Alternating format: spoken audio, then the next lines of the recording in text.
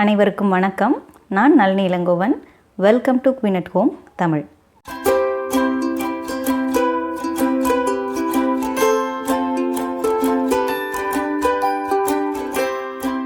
இன்னைக்கு காய்கறிகள் எதுவும் சேர்க்காத எம்டி சால்னா எப்படி செய்கிறதுன்னு பார்க்கலாம்.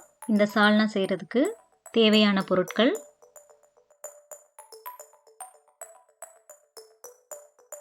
ஃபர்ஸ்ட்டு ஒரு பேஸ்ட் ரெடி பண்ணிக்கிடுவோம். ஒரு மிக்ஸி ஜாரில் தேங்காய், முந்திரி பருப்பு, பட்டை, பிரிஞ்சி இலை, கிராம்பு, கல்பாசி, சீரகம், சோம்பு, கசகசா இதெல்லாம் சேர்த்து ஒன்றா நல்லா ஒரு பேஸ்ட்டாக அரைச்சி எடுத்துக்குவோம்.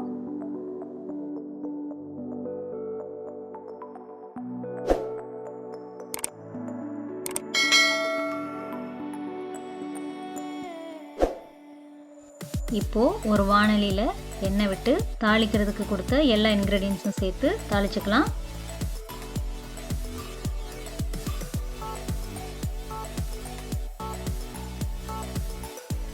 இப்போது வெங்காயம், பச்சை மிளகாய், கருவேப்பிலை இது மூணும் சேர்த்து நல்லா வதக்கிக்குவோம்.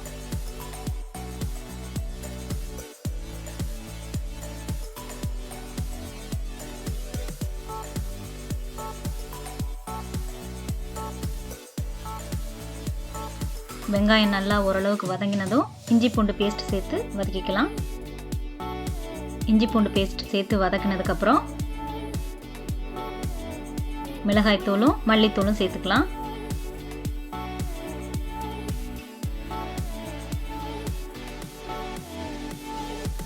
சேர்த்து நல்லா வதக்கணும்.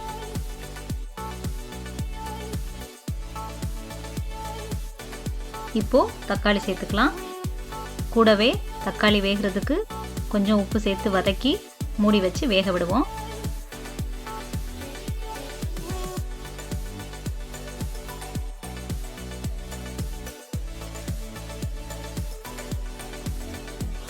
தக்காளி நல்லா குழஞ்சி வரணும்.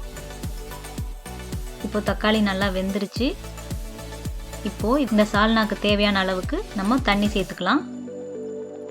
தண்ணி சேர்த்து நல்லா கலந்து விட்டு மூடி வச்சு வேக விடணும்.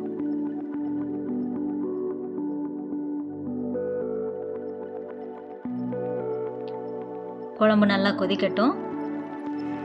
குழம்பு நல்லா கொதிச்சு வந்துருச்சு. இப்போ நம்ம அரைச்சி வச்ச தேங்காய் பேஸ்ட்டு இது கூட சேர்த்துக்கணும்.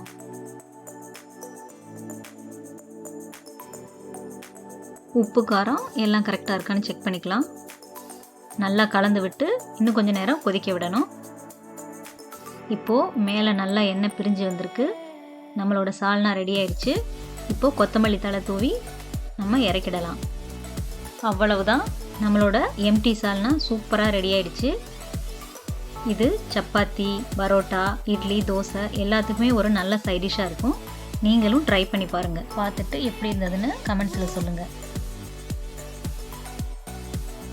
இந்த வீடியோ உங்களுக்கு பிடிச்சிருந்தா லைக் பண்ணுங்கள், ஷேர் பண்ணுங்கள். மறக்காமல் என்னோட சேனலை சப்ஸ்கிரைப் பண்ணுங்கள். மறுபடியும் ஒரு நல்ல வீடியோவோடு உங்களை சந்திக்கிறேன்.